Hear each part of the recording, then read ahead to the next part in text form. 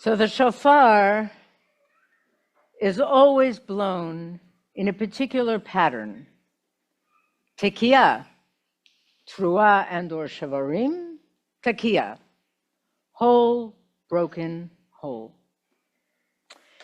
It's a good metaphor for the work of tshuva and for healing, and it's lovely to imagine the last whole note, especially the tekiah gedolah, as a return to wholeness, a restoration. And sometimes that happens. Mostly, though, the whole broken whole journey takes us to someplace new. Brokenness becoming whole is rarely restoring the status quo. Usually, it's something much richer. I've spoken a lot about brokenheartedness. I haven't yet said much about the profound paradox taught by the Kotzker Rabbi. Ein shalem kelev shavur. Nothing is as whole as a broken heart.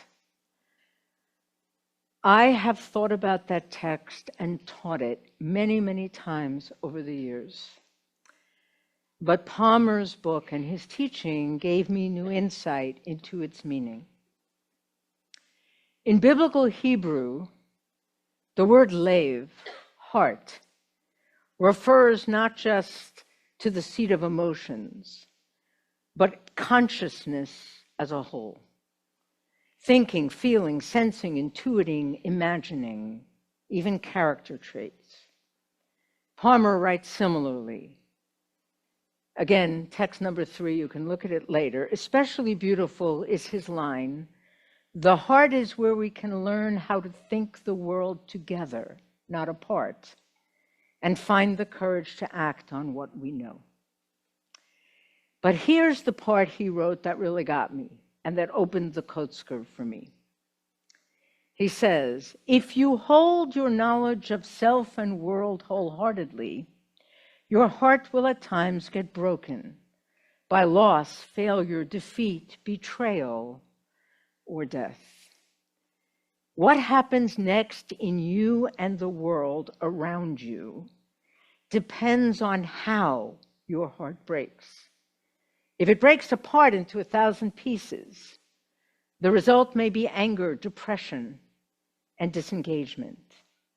If it breaks open into greater capacity to hold the complexities and contradictions of human experience, the result may be new life."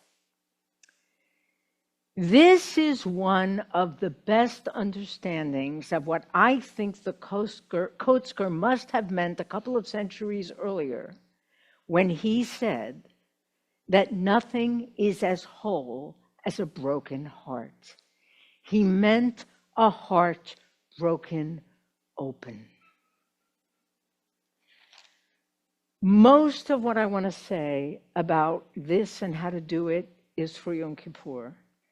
But in brief, a heart breaking open means becoming more compassionate and connected, better able to embrace nuance, conflicting thoughts and feelings, suppler, softer, stretched in generative ways, accessing more gratitude, tears, laughter, joy, more alive, more loving.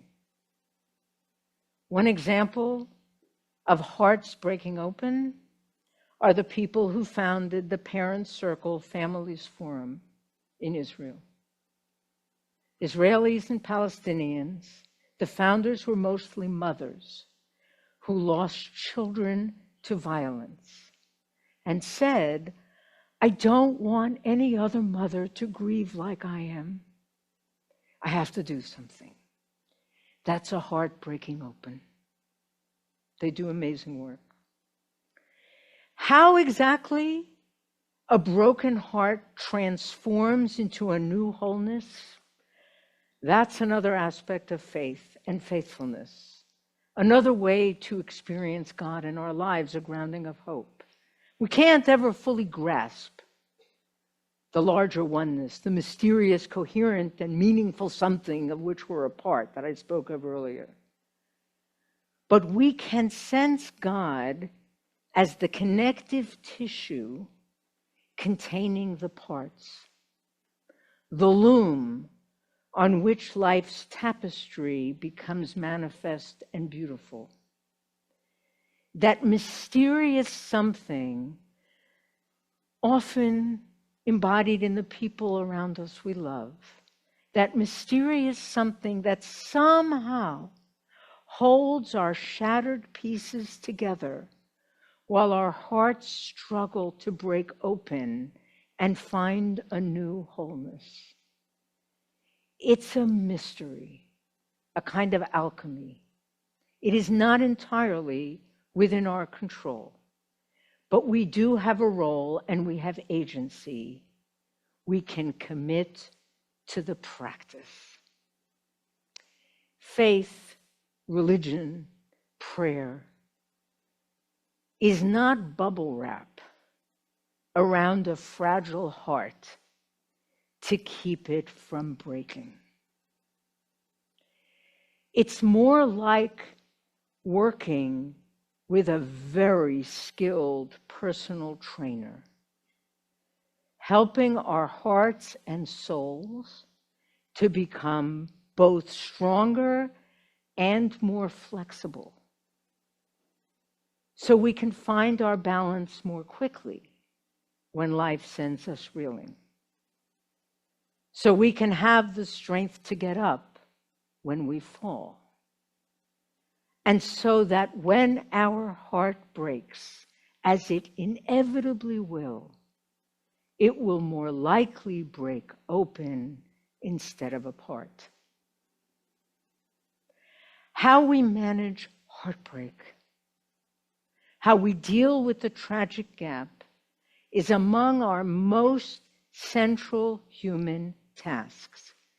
It is essential to living a life of meaning and joy, even when we cannot make meaning out of some specific thing that happens. And the fundamental choice point, the place of agency, is whether we will train and educate our hearts or not. That's the place where what we do with our suffering becomes more than a question of our own solace, but a moral imperative. Because how our heart breaks can determine the extent to which our inevitable suffering in life becomes destructive or generative, whether it shrinks us or expands us, whether it divides us or whether it connects us. How much harm and healing we bring to the world. How much love. What is faith?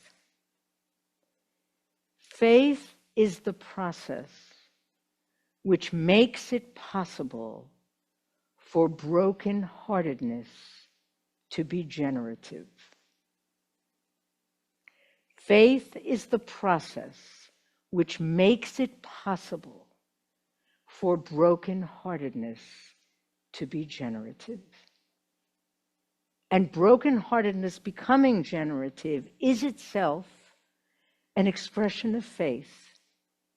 It is an experience of God made manifest in the world through us.